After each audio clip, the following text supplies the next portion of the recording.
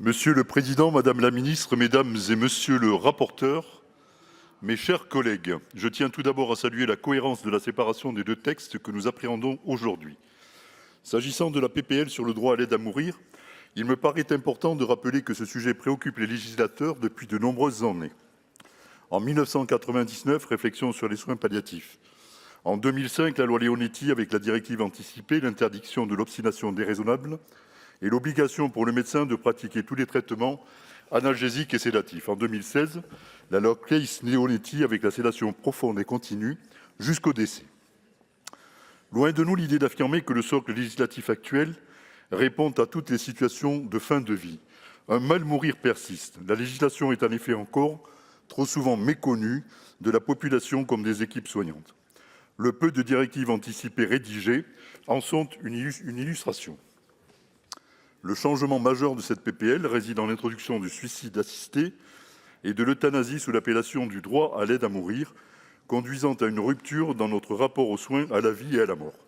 La France n'est pas isolée du reste du monde. Regardons autour de nous les glissements opérés. En 2014, en Belgique, le droit à mourir est élargi aux mineurs. En 2023, les Pays-Bas élargissent au moins de 12 ans et réfléchissent à ouvrir l'euthanasie aux personnes âgées de 75 ans et plus. Déployer dans un texte les mots « droit à l'aide à mourir » comme un étendard de conquête sociale sur un sujet aux conséquences si incertaines nous paraît inapproprié.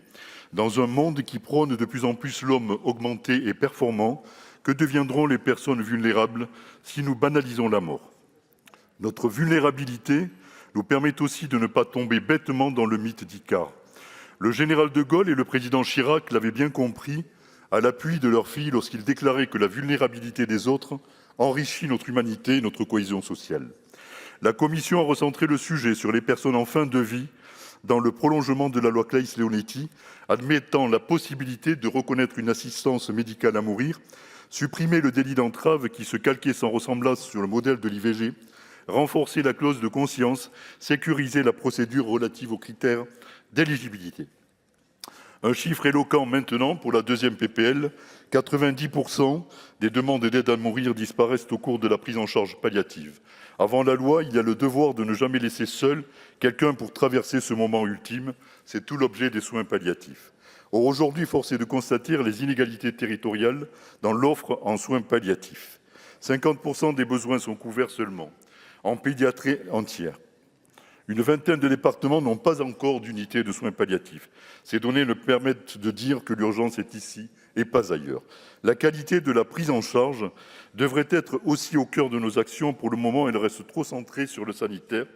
La Commission a souhaité intégrer la notion d'accompagnement dans sa dimension sociale et psychologique. Elle a aussi encouragé la création des maisons d'accompagnement et de soins palliatifs tout en restant vigilant sur les moyens humains et financiers.